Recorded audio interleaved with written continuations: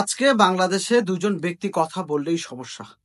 একজন ব্যক্তি হচ্ছেন ডক্টর মোহাম্মদ ইউনূস। তিনি যদি বলেন সংস্কার করে একটি নির্বাচন দিবেন, সেটাতে অনেক বড় সমস্যা হয়ে যায়।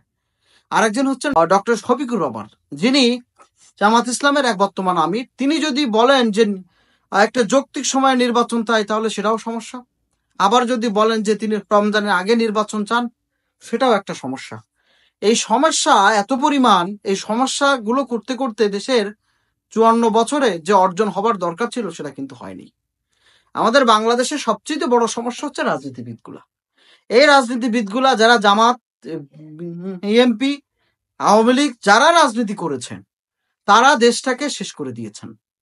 দেখেন, আমি যদি বলি যে কেন আজকে এই প্রশ্নগুলো আসছে, আজকে ডক্টর মোহাম্মদ ইউনূস প্রধান উপদেষ্টার সাথে বিএনপির প্রতিনিধি দল, বিএনপির মহাসচিব মির্জা ফখরুল ইসলাম আলমগীরের সাথে সাক্ষাৎ হয়েছেন, এবং সেখানে মির্জা আব্বাস ছিলেন, আমির খসরু ছিলেন, তারপর নজরুল ইসলাম খান ছিলেন। তো সেই কথাবার্তা হওয়ার পরে আজকে সাংবাদিকরা যখন প্রশ্ন করলেন, তখন মির্জা ফখরুল ইসলাম আলমগীর বলেছেন, আজকে নির্বাচন বিষয়ে যখন কথা হয়েছে আমরা এটা সন্তুষ্ট নয়। হ্যাঁ, আরেকজন কিন্তু সন্তুষ্ট নয়। কে জানেন তো? ভারতের দাদা বাবুরা। তারাও বাংলাদেশের নির্বাচন নিয়ে তারাও চাপ সৃষ্টি করছে যে তারা একটি নির্বাচিত সরকারের সাথে সম্পর্ক করতে চায়। হ্যাঁ, আমরাও নির্বাচিত সরকার চাই দেশের জনগণ হিসাবে। তবে এই মুহূর্তে ডক্টর মোহাম্মদ ইউনূসের যে কার্যক্রম, ভেরি হ্যাপি পিপল, বাংলাদেশের জনগণ সত্যিকার হচ্ছে খুবই স্যাটিসফাইড। দেখেন, ভারত আমাদেরকে ট্রান্সশিপমেন্ট বন্ধ করেছে। তার পরিপ্রেক্ষিতে বাংলাদেশ কি করলো? ভারত থেকে আমদানিকৃত সুতা, সেটার উপরে তারা একটা নিষেধাজ্ঞা দিয়েছে। ভারত কিন্তু সুতা দিয়ে বেশ ব্যবসা করে। ডক্টর মোহাম্মদ ইউনূস যে আন্তর্জাতিক খেলোয়াড়, সেটা বুঝতে হলে আপনাকে ডক্টর মোহাম্মদ ইউনূস পলিসি বুঝতে হবে। ভারতের ওই সুতার উপরে ডিপেন্ড করে অনেক রাজ্য। এই সুতাকে ওপরেই তিনি মূলত কি দিয়েছেন? তিনি স্যাংশন দিয়েছেন।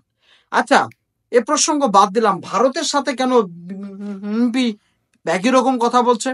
গতকাল সোশ্যাল জায়গা এবং সামাজিক মাধ্যমগুলোতে এসেছে যে জামাত ইসলামের সাথে সঙ্গ ত্যাগ করার জন্য ভারত চাপ সৃষ্টি করছে জাতীয়তাবাদী দলে BNP K.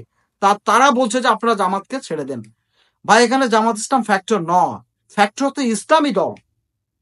Jamaat is a tag. But আপনাকে মনে রাখতে হবে, ভারতের অঙ্গরাজ্যগুলোর মধ্যে, বিশেষ করে পশ্চিমবঙ্গে ওয়াকফ যে অ্যামেন্ডমেন্ট বিল 2025 নিয়ে যে ধরনের অবস্থা তৈরি হয়েছে, সেটার একটা স্প্রেড বা সেটা একটা দাঙ্গা তিনি মূলত বাংলাদেশও ছড়াতে চান। এজন্য তিনি বলেছেন ইসলামিক দল না, জামাত ইসলামকে ট্যাগিং করেছেন। বাট মেন ফ্যাক্টর হচ্ছে ইসলামিক দলগুলা। যাই হোক, আমরা মূল কোথায় আসি। কেন এমপি বারবার ইলেকশন চায় এবং কেন তারা বলতে চায় যে ইলেকশন দিতে হবে? তারা বলছে যে গণতান্ত্রিক প্রসেসটা সংকীর্ণ হতে পারে, তাহলে জনগণের একটা ম্যান্ডেট থাকলে, জনগণের সরকার আসলে সংস্কার করা হবে, সেটাই নাকি সুপরিকল্পিত এবং সেটাই সঠিক। ভাই, গত 16 বছরের জনগণের সরকার ছিল কি ছিল না? আপনাদের যারা এখন বিভিন্ন দলের কেন্দ্রীয় নেতা, তারা বলেন যে তারা ভোট কিভাবে আদায় করতে হয় সেটা নাকি জানেন।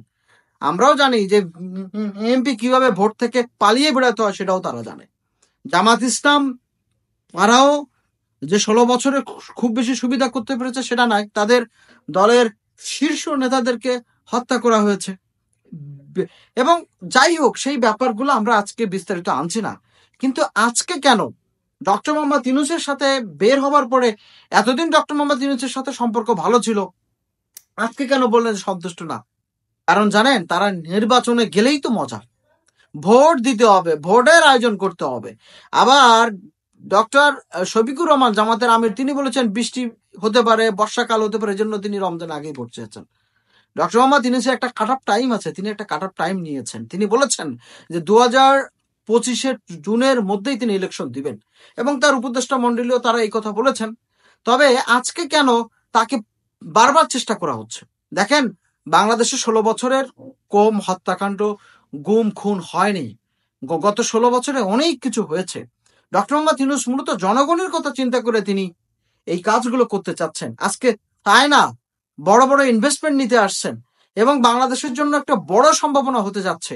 যদি চায়না 3টা হসপিটাল নির্মাণ করেন, সেক্ষেত্রে ইন্ডিয়ার তো এমনিও সমস্যা, তারা আরো অনেক বড় সমস্যায় পড়বেন। দেখেন, চায়না তারা 3টি হাসপাতাল নির্মাণ করবেন বাংলাদেশে। এই হসপিটালগুলোতে উন্নত মানের চিকিৎসা দেওয়া হবে। ভারত কিন্তু সেই চিন্তা করে, ভারত কিন্তু সেটাকে তারা বুঝতে পেরেছে যে চীন যে তাদের কোলের মধ্যে ঢুকে বসেছে, এটা তারা বুঝতে পেরেছে।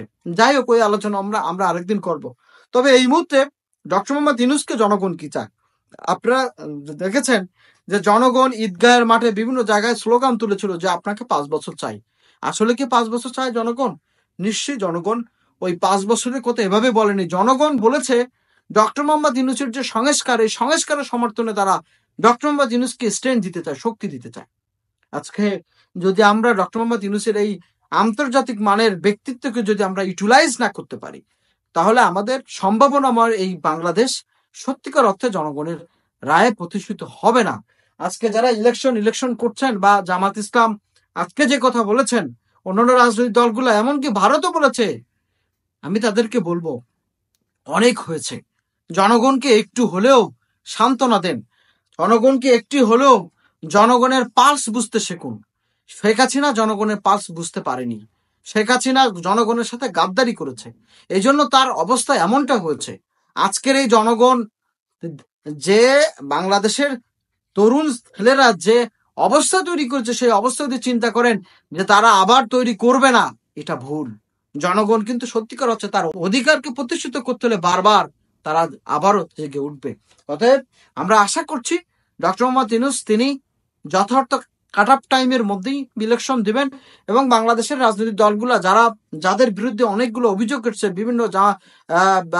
বিভিন্ন জায়গায় চাঁদাবাজি বা এটা তাদের দলেও হাইকমান্ড বেশ কিছু অস্বস্তিকর পরিবেশে আছে। এই মুহূর্তে প্রয়োজন তার দলের মধ্যে সংস্কার করা।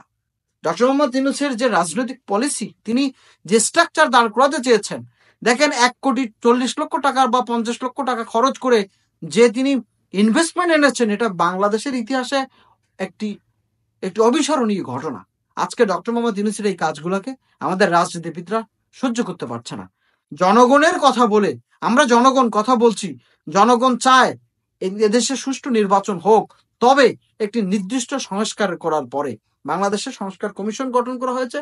এই সংস্কার কমিশনগুলো যদি সত্যিকার অর্থে সঠিক তদন্ত এবং সত্যিকার অর্থে যদি ডক্টর মোহাম্মদ ইউনূসের এই সংস্কারকে জনগণ অ্যাকসেপ্ট করে এবং রাজনীতিবিদদের কথা মতন যদি আগামীতে যে কাট অফ টাইম আছে সেই সময়ের মধ্যে যদি ইলেকশন হয়, জনগণ সেটা গ্রহণ করবে এবং বাংলাদেশের জনগণ প্রত্যাশা করে ডক্টর মোহাম্মদ ইউনূস একটি গ্রহণযোগ্য সংস্কার এবং নির্বাচন উপহার দিয়ে তিনি বাংলাদেশে অনুকরণীয় হিসাবে থাকবে এবং জনগণের প্রত্যাশা এটাই,